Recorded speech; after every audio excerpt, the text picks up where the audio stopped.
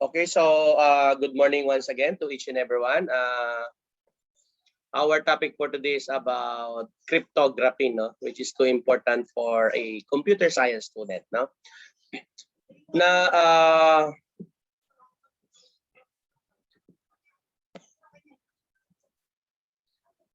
when we say cryptography, no, it is a method of protecting information and communication through the use of codes, so that only those for whom the information is intended can read and process it. So in computer science, cryptography refers to a secure information and communication techniques derived from mathematical concept and a set of rule-based calculation called algorithms. No? So to transform messages in ways that are hard to decipher. And these deterministic algorithms are used for cryptographic key generations, digital signing, verification to protect data privacy, web browsing on the internet, and confidential communication such as credit card transaction in email.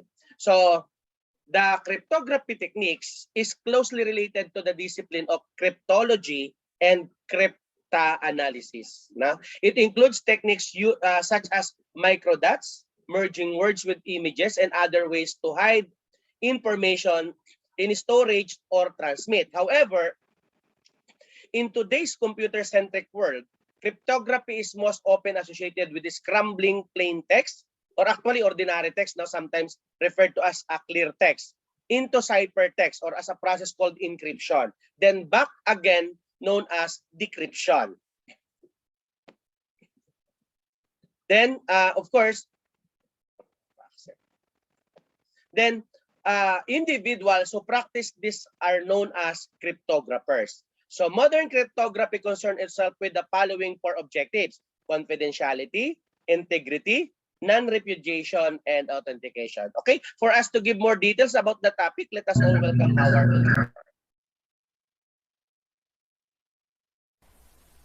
Good day, everyone. The topic that I am going to tackle with you today is about one of the most common forms of computer security, and that is cryptography. What is cryptography? Cryptography is a method of protecting information through the use of codes, so that only those for whom the information is intended can read and process it. Cryptography is the art and science of concealing messages to introduce secrecy in information security. The word cryptography comes from a Greek word, crypto means hidden, and graphene means writing. So basically, cryptography means hidden writing. In computer science, cryptography refers to secure information and communication techniques derived from mathematical concepts and a set of rule-based calculations called algorithms to transform messages in ways that are hard to decipher. Here's a basic illustration of cryptography. To make the information or data secret, it needs to use cipher or encryption. Encryption is a process of taking plain text, like a text message or email, and scramble it into an unreadable format, called ciphertext. And the reverse process is called decryption. It transforms the encrypted information into its original format. This way, it helps protect the confidentiality of digital data either stored on computer systems or transmitted through a network like the internet. To unlock the message, both the sender and recipient have to use a secret encryption key, a collection of algorithms that scramble and unscramble data back to a readable format. Cryptography focuses on four different objectives. First is confidentiality. Confidentiality ensures that only the intended recipient can decrypt the message and read its contents. Second is non-repudiation. Non-repudiation means the sender of the message cannot backtrack in the future and deny the reasons for sending or creating the message. Next one is integrity. Integrity focuses on the ability to be certain that the information contained within the message cannot be modified while in storage or transit. The last one is authenticity. Authenticity ensures the sender and recipients can verify each other's identities and the destination of the message. These objectives help ensure and secure and authentic transfer of information. Let us now proceed with the types of cryptography. The first one is symmetric key cryptography, also known as private or secret key cryptography. Second is asymmetric key cryptography, also known as public key cryptography. And then there's hash function. Symmetric key cryptography is a type of cryptography in which the single common key is used by both sender and receiver for the purpose of encryption and decryption of the message. This system is also called private or secret key cryptography and AES, or Advanced Encryption System. It is one of the most widely used symmetric key cryptography. Symmetric key algorithms, also referred to as secret key algorithm. A symmetric key algorithm transforms data to make it extremely difficult to view without possessing a secret key. The key is considered symmetric because it is used for both encrypting and decrypting. These keys are usually known by one or more authorized entities. Asymmetric key cryptography is completely different and a more secure approach than symmetric key cryptography. In this system, every user uses two keys or a pair of keys, private key and a public key, for encryption and decryption process. Asymmetric key algorithms, also referred to as public key algorithm. It uses a pair keys, a public key and a private key, in performing their function. The public key is known to all, but the private key is controlled solely by the owner of that key pair. The private key cannot be mathematically calculated through the use of public key even though they are cryptographically related. The last one is the hash function. A hash function is an algorithm that takes input of arbitrary length and gives the output in fixed length. The hash function is also considered as a mathematical equation that takes seed and produces the output that is called hash or message digest. A cryptographic hash function does not use keys for its basic operation. This function creates a small digest or hash value from often large amounts of data through a one-way process. Hash functions are generally used to create the building blocks that are used in key management and provide security services.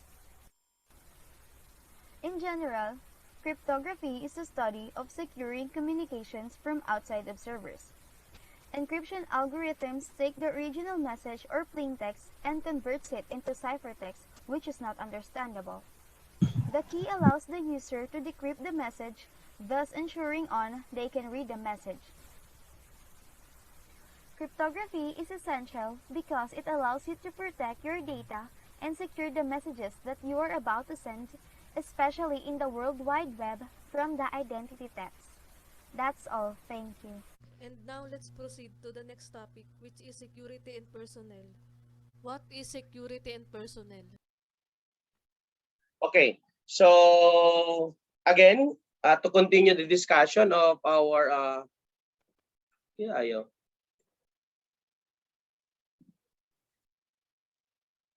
what happened? Wait lang.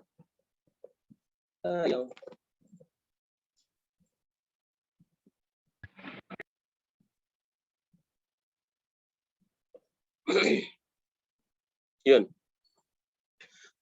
Wait lang. Pa-problem lang yung aking computer. Bago natin yung next topic, no?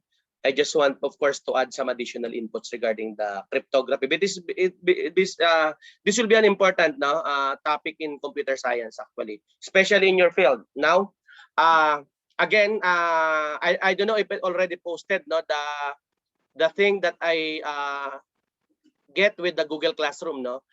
For your information, I graduated PhD in IT in other country, no. So we could able to get some even merong yung cryptography, no, still we could able to get based on the given software, no, na nag-aral kami sa other country, no, when I enrolled in PhD IT in London, they will give us a software, no, we could able to get the data analytics of every platform, even online.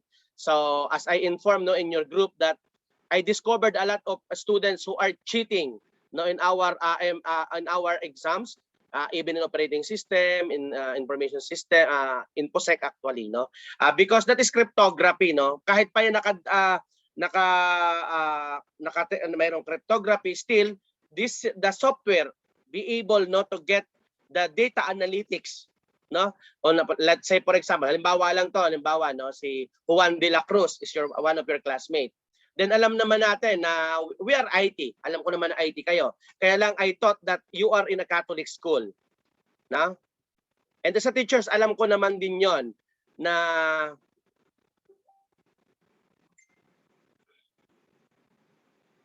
now, a while ago, no, I mentioned a modern cryptography concern itself with the following four objectives. So confidentiality. So when we say confidentiality, the information cannot be understood by anyone for whom it was unintended. No? For integrity, the information cannot be altered in storage or transit between sender and intended receiver without the alteration being detected. Non-repudiation, no? Repudiation. The creator sender of the information cannot deny at a later stage their intention in the creation of transmission of the information. And authentication. The sender and receiver can confirm each other's identity in the origin destinations of the information. Now, procedures and protocols that meet some or all of the above criteria are known as crypto systems. So, the crypto systems are often thought to refer only to mathematical procedures in computer programs. So, it is very important for us to understand, no, and of course to deeply understand the algorithm, no. That's why in computer science you have data structure algorithm, you have design and algorithm, you have automata, you have and another, no. However, they are also include the regulations of human behavior, such as choosing hard to guess password, logging off a new system, and not discussing sensitive procedures with outsiders. So the cryptographic algorithms, no, the crypto system use a set of procedures known as cryptographic algorithm or ciphers to encrypt and decrypt messages to secure communications among computer system devices and applications. So a cipher should use an algorithm for encryption, another algorithm for message authentication, and another for key exchange. And this process embedded in protocols and written in software that runs on our operating system and network computer systems. So imagine, no, for you to be a good cryptographer, you need to understand fully the algorithm, no, the data structure algorithm, design and algorithm, and the operating systems and the network computer systems involving the public and private key generation for data encryption or decryption, digital signing and verification for message authentication, and the key exchange. Now, what will be the cryptography concerns? No? Again, the attackers can bypass cryptography, hack into computers that are responsible for data encryption and decryption, and exploit weak implementations such as use of default keys. However, cryptography makes it harder for attackers to access messages and data protected by encryption algorithm. So, growing concerns about the processing power of quantum computing to break current cryptography encryption standards, no, to put up all call of papers among the mathematical and science community. So, I think cryptography actually is one course, no, and in recent time, cryptography has turned into a battleground of some of the world's best mathematicians and computer scientists. The ability to secure, store, and transfer sensitive information has proved a critical factor in success in war and business.